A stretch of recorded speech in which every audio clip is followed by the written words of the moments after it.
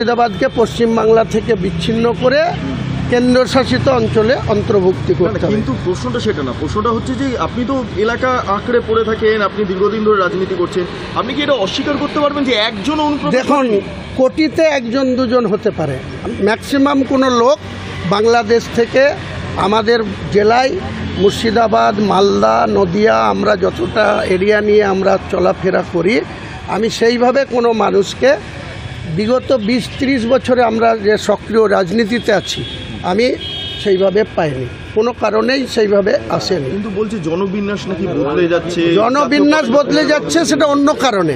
দেখুন, কিছু মনে করেন না, আমরা ইসলাম ধর্মে বিলং করি, তো আজও ইসলাম ধর্মের 10% মুসলিম যাদের বিয়ে হয়, তারপরে সন্তান হওয়ার সময় হয়, তারা ডক্টর দেখায় এবং ডাক্তারের পরামর্শ মতো 10 মাসে যখন সেই ডেলিভারি হওয়ার সময় হয়, 10% মুসলিম তারা ডক্টরের সাজেশন মতো, ডক্টরের প্রেসক্রিপশন মতো ওখানে যায়, কোনো নার্সিংহোমে বা কোনো মাতৃ জায়গায় গিয়ে সেখানে সিজার করে 2টোর বেশি বাচ্চা নেওয়ার ক্ষেত্রে তাদের সমতেই তারা এটা করে।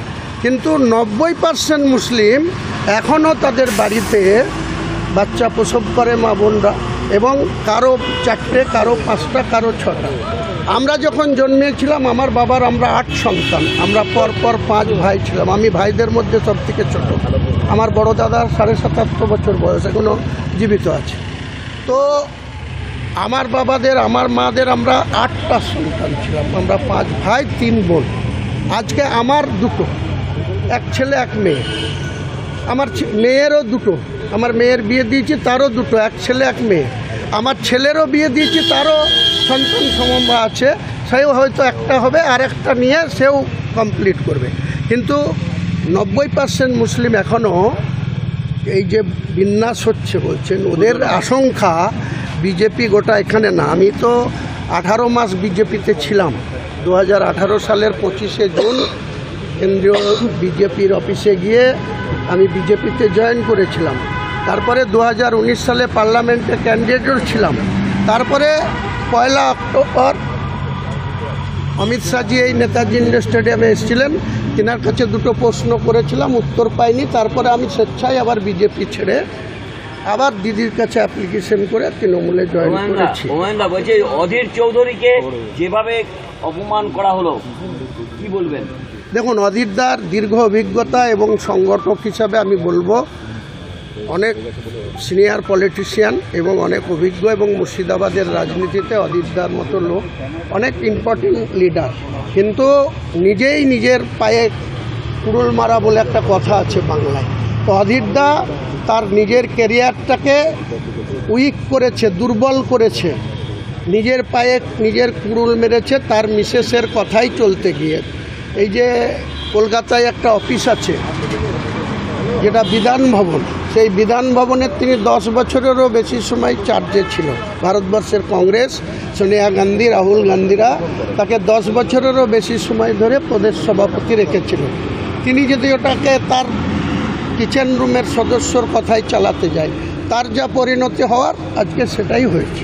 না, এতদিনের একজন পলিটিশিয়ান এইভাবে অপমানিত হলেন, এটা মান অপমান। তো আপনাকে মান রক্ষা করার দায়িত্ব তো আপনারও। আমাকে যদি কেউ অসম্মান করে সেটাকে কি করে কন্টেম করব, বা কি করে সেটাকে প্রতিহত করব, বা আমার সম্মানটাকে কি করে আমি উজ্জীবিত রাখবো, সেটা তো দায়িত্ব আমার। তো উনি যদি ওনার মিসেসের দ্বারা পশ্চিমবঙ্গ প্রদেশ কংগ্রেস চালাতে যায়, এই হুমায়ুন কবির কেন কংগ্রেস ছেড়েছে? এই আবু তাহের খান কেন কংগ্রেস ছেড়েছে? অপূর্ব সরকাররা কেন কংগ্রেস ছেড়েছে? আপনারা ওই জেলায় আমরা ছোট থেকে পলিটিক্স করেছি, ওর 7 বছর আগে থেকে আমি পলিটিক্স করি। ও 1989 সালে রাজীব গান্ধীর হাত ধরে কংগ্রেসে এসছে, আর আমি 1982 মিসেসকে দিয়ে চালানোর জন্য কংগ্রেসের এই অবস্থা হয়েছে। তার জন্য আজকে তাকে সেই ব্যাঙে মুতে দেয় বলে সেই হাল হয়েছে, কেউ পুচ্ছে না। পদ গেল, তাকে ভোটে হারলো, তারপরে পদ গেল। এখনও হঠাৎ বলছে গুলাম মীর জেনারেল সেক্রেটারি, সেই রাজ্যের প্রভাবী, সে নাকি ওকে হঠাৎ করে বলেছে যে উনি প্রাক্তন, দিল্লিতে ডেকে ওনাকে বলেছে প্রাক্তন, অ্যাড্রেস করেছে, তাই নিয়ে ওর গুসা হচ্ছে। কিন্তু এটাও তো আর ভাবা উচিত ছিল, যদি আজ ভিত থাকতো, লোক জল থাকতো, জনবল থাকতো, তাহলে অধীর চৌধুরীর এগেনস্টে এই ধরনের স্টেপ নেওয়ার, গোলাম মীর কেন আরও 10টা মীর এসেও